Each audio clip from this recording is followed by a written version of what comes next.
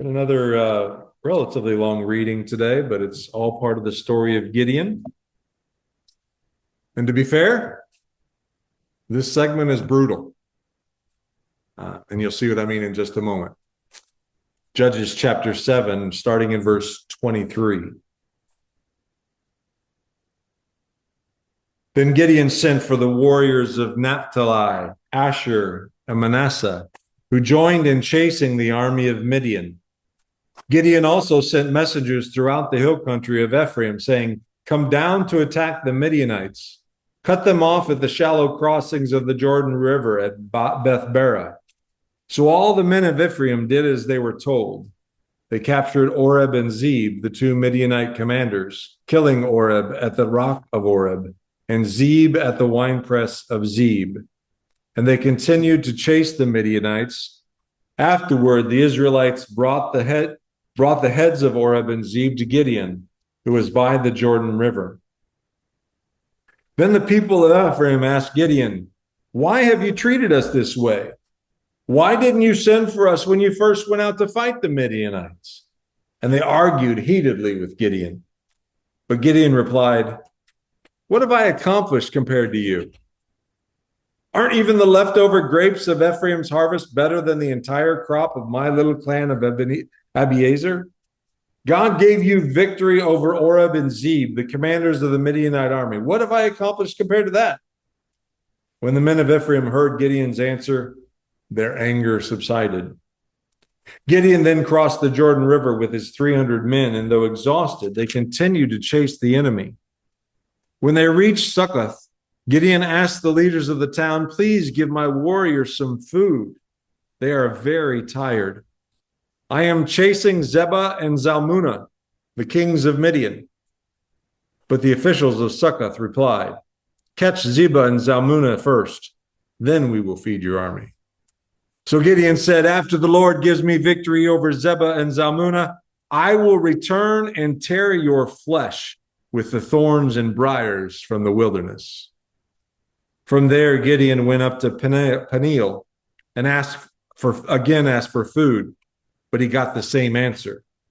So he said to the people of Peniel, "After I return in victory, I will tear down this tower." By this time, Zebah and Zalmunna were in Karkor with 15,000 warriors, all that remained of the allied armies of the east, for 120,000 had already been killed. Gideon circled around by the caravan route east of Nobah and Jogbeha. A lot of words in here that are strangely pronounced. Jogbeha, taking the Midianite army by surprise. Zebah and Zalmunna, the two Midianite kings, fled, but Gideon chased them down and captured all their warriors. After this, Gideon returned from the battle by way of Hair's Pass. There he captured a young man from Succoth and demanded that he write down the names of all the 77 officials and elders of the town. Gideon then returned to Succoth and said to the leaders, "Here are Zebah and Zalmunna. When we were here before, you taunted me, saying, 'Catch Zebah and Zalmunna first, and then we will feed your exhausted army.'" Then Gideon took the elders of the town and taught them a lesson, punishing them with thorns and briars from the wilderness. He also tore down the tower of Peniel and killed all the men in the town. Then Gideon asked Zebah and Zalmunna, "The men you killed at Tabor, what were they like?" "Like you," they replied. "They all had the look of a king's son." "They were my brothers, the sons of my own mother," Gideon exclaimed. "As surely as the Lord lives, I wouldn't kill you if you hadn't killed them." Turning to Jether, his oldest son, he said, "Kill them." But Jether did not draw his sword, for he was only a boy and was afraid. Then Zebah and Zalmunna said to Gideon, "Be a man, kill us yourself." So Gideon killed them both and took the royal ornaments from the necks of their camels. It's a rough section of the Old Testament. Up to this point in our series, Gideon has shown us what it looks like to follow God in weakness. Remember, he was afraid. He was in a wine press, threshing wheat, hiding from their oppressors. He also showed us, though, what it's like to obey when it's costly. letting go a number of his men because he trusted God when the plan didn't make sense. But now we've come to the point in the story of Gideon where he has won. He is a victor now. He has conquered the Midianites, and the battle appears to be over. But the question is it over? Is the real battle over? Today's message reminds us that failure isn't always our greatest spiritual danger. Success can bring us down just as easily if we are not remaining in the vine of Jesus Christ. Or as we see in Gideon's story, if we're not remaining tethered to the Lord. We've all seen it. I am sure you have seen it in your life. Some of us may have wrestled with it ourselves. We've watched victory go to somebody's head and affect them negatively. A colleague gets promoted and now thinks they're hot stuff. They begin to talk differently, to walk differently, and to treat others differently because now they are in a position of authority and power, and they don't know how to handle it well. A sports team comes off a big win, and now the players think they're unbeatable. They carry the celebration of that win too far. It's good to celebrate wins, but when you take it beyond that, and you start to think that you're all that, and so they carry the celebration too far and they don't practice as hard the next week, only to get defeated by a lesser team in the next contest because that win went to their head. Or it could be as simple as our own kid winning in a board game around the family table or in a game of horse out on the basketball court. And then we as a parent seriously consider taking them down a notch to remind them of their place in the world. Because at 8 years old, you're not all that. I've mentioned to you before that in my coaching practice, I work with some very highly accomplished business leaders. And one of the greatest blessings in that experience is watching how they manage their success emotionally and spiritually, and even physically and mentally. To see how they navigate the tightrope of confidence and humility. Because I do believe that God calls us to live in this world with our head held high, confident in our sonship or our daughtership in the kingdom, confident in our faith, confident in our position as children of God, confident in our place as kingdom builders in this world, but at the same time, with an incredible sense of humility, understanding that we are not all that, and that any success that we do have in this life is not by our own strength and by our own power and by our own will, but rather by the grace and blessing of God. And to see how these leaders navigate that and how they work so hard to honor God by doing the right thing, by appreciating the gifts that they've been given to steward well, while at the same time executing their skill sets with passion and drive in a way that produces results and reward. Again, it isn't just a blessing to be able to witness that firsthand and then to be able to try to walk that same way in my own life, because it is an incredibly difficult tightrope to walk. When we have lived some life and built some good habits and collected a series of wins over the years, even our failures and our difficulties that have shaped us and strengthened us and given us some of that wisdom, it is easy to cross over from confident into prideful. That is a very thin line to cross over. We can be tempted to make decisions more hastily in that place of pride, in our own hubris, excluding the wisdom of others in the process. I got this. I'm good. Been here before. I know what I'm doing. And Gideon was no different. as we will see in today's message, our human nature is to bask in our own glory when we win. Let's see what we can learn from God's word today to keep ourselves from succumbing to this very real temptation. First thing we can learn from this passage, from the story of Gideon after his victory, is that victory reveals Gideon's growing ego. That's what we're talking about here. We're talking about the ego and how easily we can get wrapped up in ourselves and self-aggrandizement. It's a big word, just means propping up of ourselves. In this story, the Ephraimites complain about being left out of what they interpreted was a choice part of the Bible. You see, Gideon had gathered some other clans to go attack the Midianites, and the Ephraimites got left out of that. And he's like, oh, why don't you go around ahead of them and block them at the Jordan, which is still a good strategic move. But the Ephraimites were like, but we wanted to be a part of the attack. Come on now. Why didn't you include us in that? And Gideon smooths it over with, some politics. Believe me, what you did was much greater than what I did. It's okay. And they backed off of their complaint. But behind the scenes, we could interpret that Gideon is beginning to see the victory as his to manage. Kind of like, I got this. Just do what I say. That fearful serpent that we came across threshing wheat in a winepress has been emboldened by some major victory. And he's now taking on battles without fully vetting his options, without including some of his own leaders in the conversation.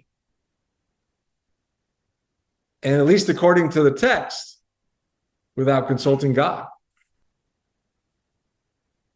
We're going to note that a little bit later. There are a couple ways we could interpret this action, but this is one of them. And in the scope of today's context, we can see hubris rising in Gideon. One of the things we can learn from this portion of Gideon's story is that success does not directly translate into spiritual maturity. This is a huge point. And quite frankly, if there's anything that I would want us to walk away from this conversation, it would be this point right here. That earthly success does not necessarily translate into spiritual maturity. It's a side point, but an important one. I see this all the time in the church.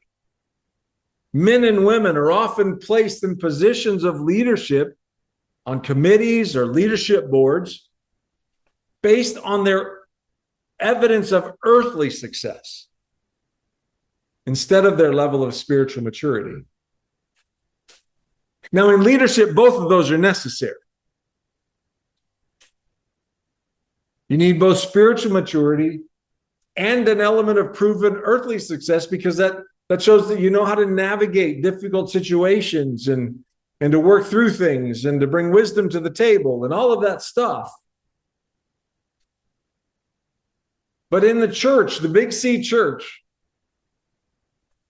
if you're successful in business, you're often put on a board. You're often put in positions of leadership. And in some cases, your level of spiritual maturity doesn't really have much to do with it. And I think that's a problem. But again, both of those are necessary. Gideon had both practical expertise, wins in the field, but that didn't necessarily equate in this point in time to a spiritual maturity that could handle his hubris that was rising within him, the growing ego within him.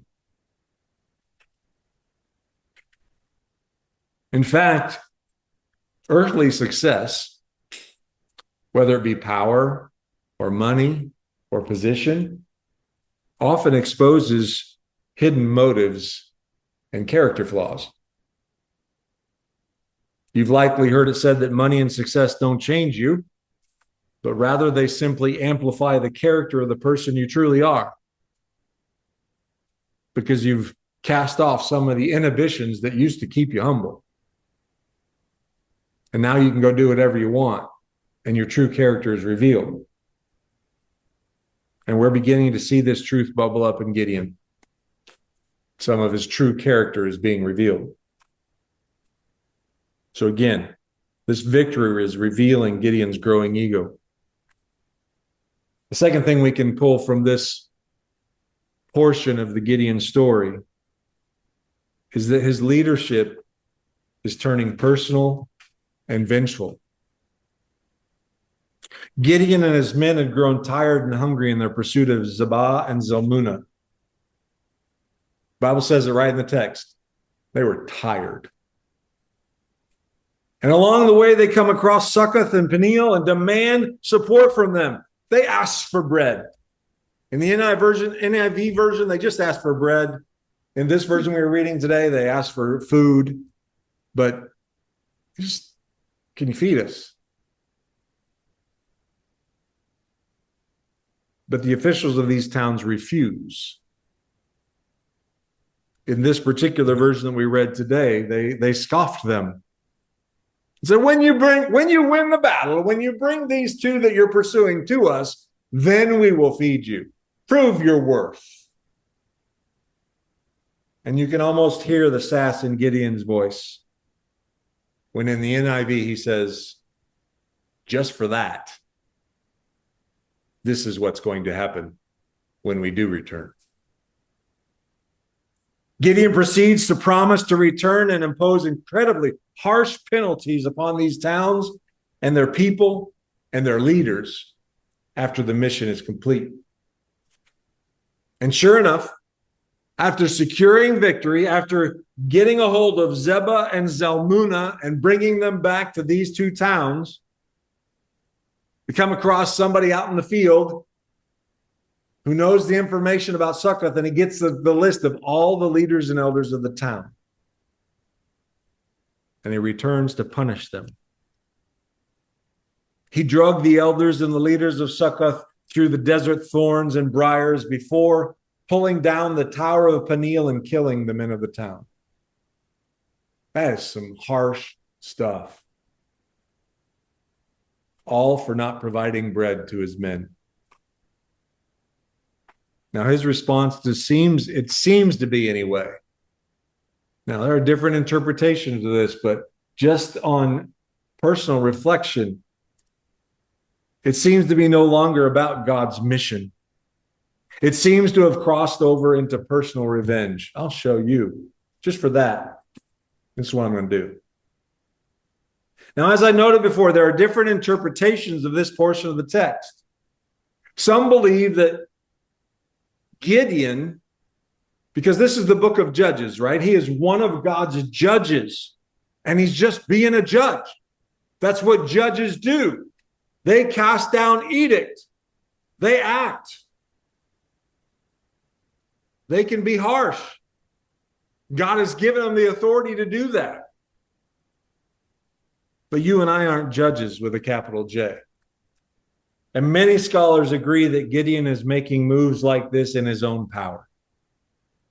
Again, differing opinions, differing interpretations of this. I just want to be transparent in that. But we don't see him inquiring of the Lord. When you read Samuel, almost every time when Samuel is asked a question or Samuel comes down with something that he wants to give the kings, it says he inquired of the Lord. He inquired of the Lord.